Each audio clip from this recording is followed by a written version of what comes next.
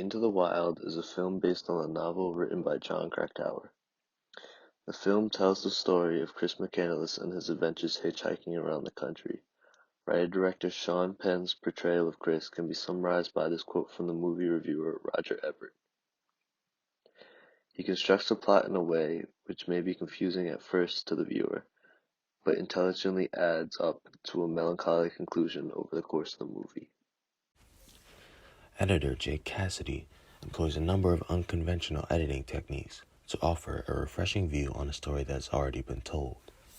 These editing choices allow the audience to gain some insight into Chris's personality, despite never actually knowing him themselves.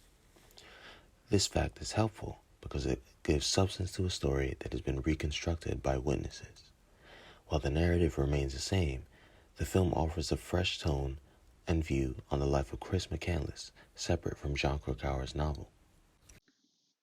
The movie is filmed from Chris's perspective. When he is by himself, POV shots are usually used to show what he is looking at. When he writes in his journal, the entries are written on screen. This emphasizes the meaning of his words. Additionally, Chris's handwriting is a way for Sean Penn to connect Chris to the viewer and give him a more complex personality rather than only showing him as carefree. Cassidy relies on shot duration to fill in details subtly. Most of the shots in the film are quick, with jump cuts being used frequently in the same scene.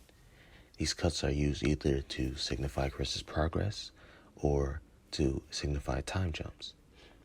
Many shots only last for a couple seconds, but there are a select few that break this pattern. When the film wants to highlight something important to Chris, the shot is noticeably longer. The longest shots occur when Chris is alone, often exploring the scenery. There are some instances where the shot duration highlights an interpersonal connection, like with Corinne and Jan. These moments where Cassidy doesn't choose to cut away are equally important as the cuts. Slow motion shots are also used to hint at Chris's feelings in the scene. When Chris graduates school and everyone is celebrating, the scene suddenly slows down. The viewer does not know it yet, but it is later revealed that Chris feels out of place and is about to run away from home instead of going to law school. This happens again when Chris reaches Los Angeles. Freeze frames and overcranking put the audience in his shoes.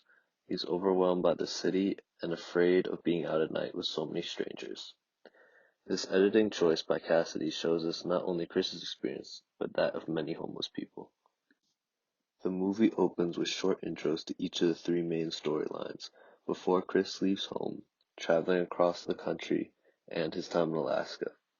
At first they seem to have no relationship to each other, but as the film goes on, the viewer begins to see how each of the stories fit together.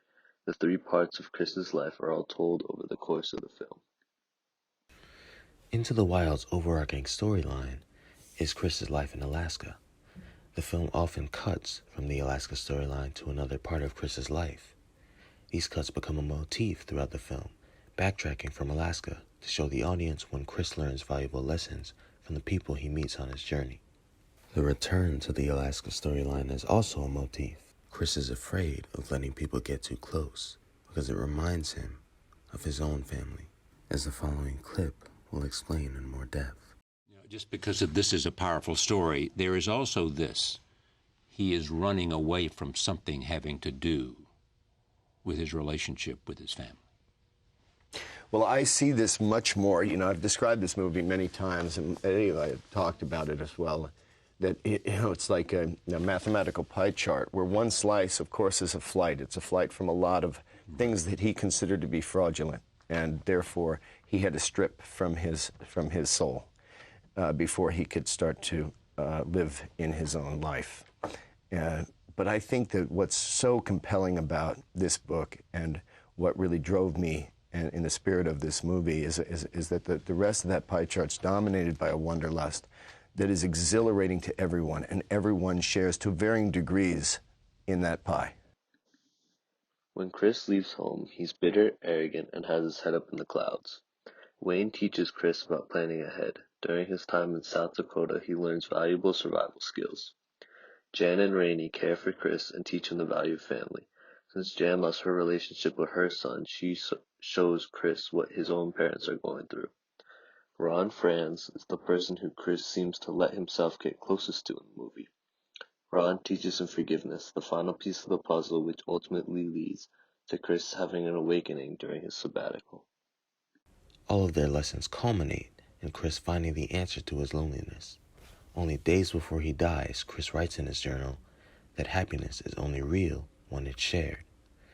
He then lays down to die, reflecting on the people who tried to love him that he left behind. We can only speculate what he would have done had he escaped from the Alaskan bush, but his journal entry suggests that his encounters on the road truly did set him on a new path.